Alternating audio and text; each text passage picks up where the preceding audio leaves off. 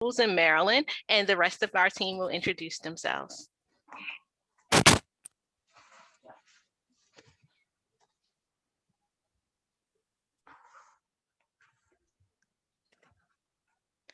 Okay, yes, I have to take off the mute. My name is Joe Stewart. I teach political science at Clemson University in South Carolina.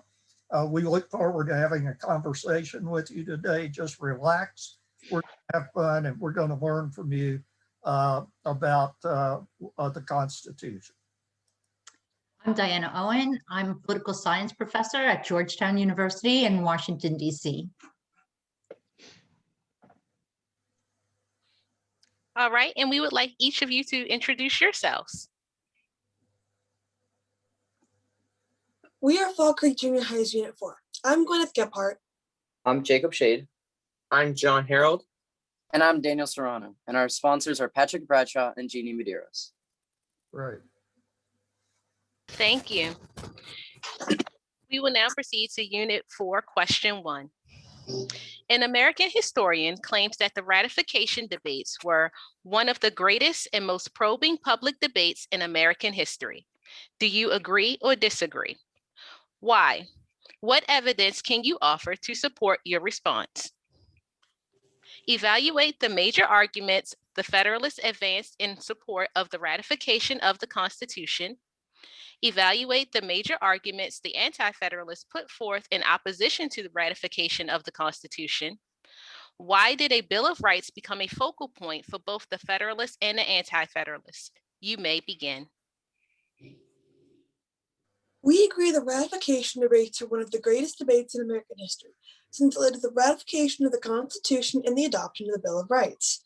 These debates were impactful because it was the debates to declare if our nation is going to move past the Articles and have public discussions to see what needed to be done. It created public awareness of what people were debating for in our country, and it made the states change their minds and see why a new government was needed. The outcome was the United States Constitution. In Federalist 14, Madison wrote, "A democracy, consequently, will be confined to a small spot. A republic may be extended over a large region." He pinpointed the advantages of a republican government to a democracy, saying it could be governed through its representatives. John Jay wrote in Federalist 3, "Among the many objects to which wise and free people find it necessary to direct their attention, that of providing for their safety seems to be the first." He wrote about how the government should help protect its citizens and keep them away from war. Another major point of the Federalists was taxation and the economic system. Alexander Hamilton wanted unified taxes so that the national government could pay off debt and have a reliable way of getting sufficient funds. Unable to borrow money in times of war, the government would be unable to protect the United States. The Anti-Federalists wanted to keep strong state governments more in line with the Articles. They were worried the national government used the military to suppress the citizenry and stifle their freedoms. They were especially worried about sending armies because of their historic association with centralized authority. To the Anti-Federalists, this was a grievous enlargement of the national government's independence from state legislatures and allowed for future abuses of potential standing armies. In Federal Farmer 3, Richard Henry Lee wrote, "A power to raise armies must be lodged somewhere," but he insisted that allowing Congress to possess a vague 2-year appropriations power over the military with few votes was problematic. The Anti-Federalists didn't support the power behind presidential pardon. Now, the president could pardon anyone, as stated in Article 2, Section 2, Clause 1 of the U.S. Constitution. The Anti-Federalists thought that the Constitution gave too much power to the executive branch. In Anti-Federalist 70, an Oldwig, a pseudonym, wrote, "To be the fountain of all honors in the United States is to be king, as much king as the great king of Great Britain." The writer pinpointed the powers of the executive and how they're almost identical to those of the king of Great Britain.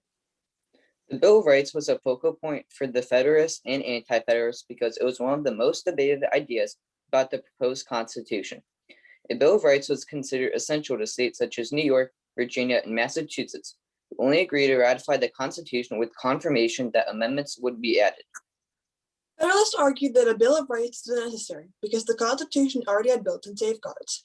In Federalist 51, Madison wrote about the use of separation of powers to divide the power of government into differently operated branches and checks and balances, which would ensure that no branch is more powerful.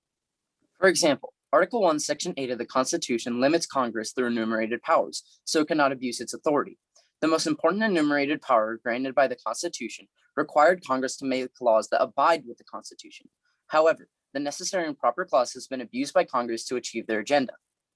The Anti-Federalists responded that Bill of Rights was necessary to protect an individual's rights. In the 1971 case Cohen v. California, the Supreme Court decided that California's statute prohibiting the display of offensive messages violates the First Amendment's protection of freedom of expression. Our unit agrees with the argument that the debates surrounding the Constitution were among the most important and seismic in American political history. As James Madison once said, I consider the difference between a system founded on the legislatures only and one founded on the people to be the true difference between a league or treaty and a constitution. We are now prepared for your follow-up questions. Thank you so much for your testimony. My question is, how and why did the state ratifying conventions embody the principle of popular sovereignty? May you please restate the question? There were ratifying conventions in the approval of the Constitution, and why is that popular sovereignty? Or how does that show popular sovereignty? They show popular sovereignty by wanting a stronger federal government because under the Articles of Confederation, each state acted as its own nation, with each state controlling its own trade. To add on to what my colleague Jacob said, they also had their own currency, and for North and South Carolina, that was a huge issue.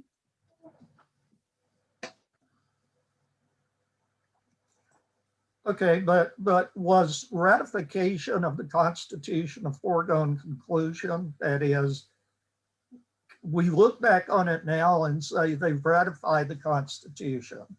Was that something they were sure of at the time?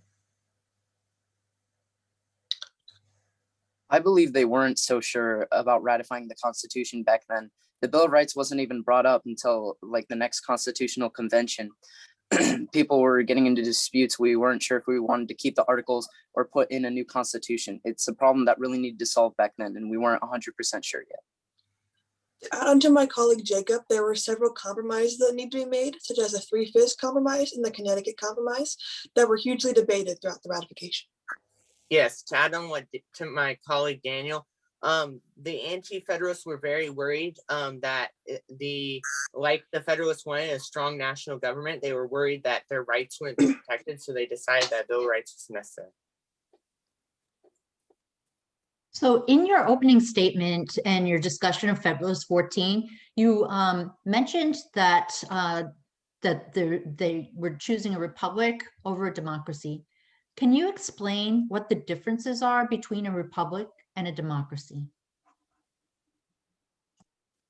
Your republic is divided into different sections. So it has the people elect a representative that represents them in the government. To build off of what my colleague Jacob was just saying, a republic is confined to a small spot. A democracy can be extended over a large place. That's why the United States has grown so much over time, is because we chose a democracy over a republic.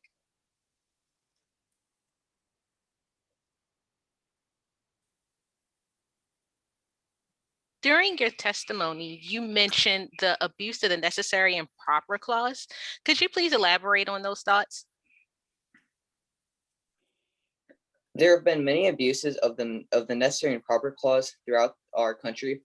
The first major abuse of the necessary and proper clause was in 1798 when Congress signed and passed the Alien and Sedition Acts of 1798. This was a horrible document, bill that allowed to detain citizens who the government did not think were citizens. Do you think the government would have, I mean, we've got this Constitution that's been in effect for over 200 years with only 27 formal amendments. Do you think we would have lasted this long and with this few amendments if we didn't have an expansive use of the necessary and proper clause? Why do you think why do you label the use of the necessary and proper clause as abuse? Technically, when you argue, depending on your points of view, anything could be not appropriate under the necessary and proper clause. It solely depends on the views. For example, the COVID relief bill, some people viewed it as necessary, some people did not. Yeah, so like on to what my colleague Gwyneth said, the necessary and proper clause is deemed by Congress whatever they deem necessary and proper. And so as with the COVID relief bill, some may view that the COVID relief bill to give people money was necessary, and some people would feel that that really wasn't a necessary thing to be passed because, of course, of its ramifications. Adding on to my colleague John, in 1819, in the case of Macaulay v. Maryland, the United States created a second national bank to help levy war debt from the War of 1812, and Maryland did not like this new bank, and so they imposed a tax on it. James McCullough, the Baltimore cashier, sued Maryland, and this went to court. And under Chief Justice John Marshall's ruling, the necessary now means appropriate and legitimate, which expanded the power of the necessary and proper clause. You mentioned in your opening statement that there was a debate among the states about including the Bill of Rights and the Constitution. Can you talk a little bit more or elaborate about the nature of that debate and which states might have been on which side of the debate? Yeah, so because of the big government that the Federalists wanted, the big national government, a lot of the anti-Federalist states were very worried about this, and they were worried that because we have such a big national government, that the individuals and the small minorities' rights would not be protected in this.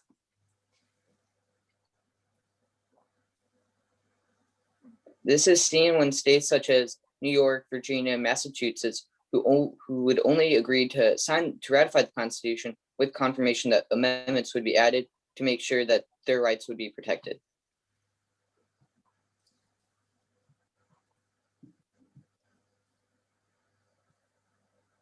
All right. Why do you think the Bill of Rights, not including a Bill of Rights, why do you think the Anti-Federalists were so passionate about not including the Bill of Rights? I'm sorry, could you please restate the question?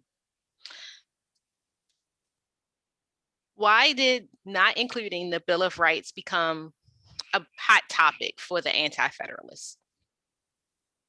I believe not including the Bill of Rights became a hot topic for the Anti-Federalists because the Anti-Federalists were extremely worried about the national government becoming a tyrant, and they wanted to make sure that the citizens' rights would never be infringed on with the national government to avoid tyranny. And even though in Fed 84, James Madison tried to argue that the Constitution already had built-in safeguards, the Anti-Federalists wanted to make sure that the citizens' rights specifically were not infringed on. And several states did have unwritten Bill of Rights, and they wanted to make sure that that was put into the national government at some extent. You also talk about, in your presentation, you talked about some people thought there was too much power given to the executive. And yet in one of the Federalist Papers, we see an argument for a need for a more energetic executive. Which one was right and which side do you think was right in the long term? I believe the side that was right was the side that the executive was a little bit too more powerful. As an example, the insurrection of January 6th, the president could have pardoned all those people, but luckily they didn't, but it still couldn't have been done. And the executive still has a lot of power in our government today. Okay, well, thank you. You get the final word then. Very good. Thank you. Thank you. Thank you. Yes, thank you for your presentation. I thoroughly enjoyed your testimony. Your knowledge about the ratification and the Anti-Federalists and the Federalists was amazing. And I enjoyed hearing from all of you. Thank you so much. Thank you. Yeah, Thank you. I agree. I thought you did a very good job of drawing on Federalist Papers, referring to specific parts of the Constitution, talking about appropriate court cases, and then drawing out the important parts of those court cases. It wasn't just, I'm going to mention McCulloch versus Maryland, but I'm going to tell you why it was important for what we're talking about. Again, go back to what I said to begin with, relax.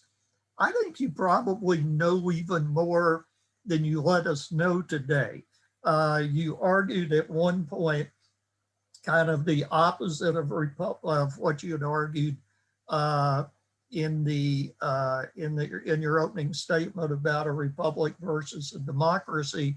But I think that's just, this is the first hearing on the very first day. So relax. I very much enjoyed your presentation. Thank you. Yeah, I agree with my colleagues. I think you did a really wonderful job. I enjoyed your presentation. I think you started out, with a good statement about the notion of public discussion and generating public awareness, and kind of brought us through the debates, through the Federalist and anti-Federalist, conflicts, which I thought you did a really great job, very sophisticated analysis and discussion of that.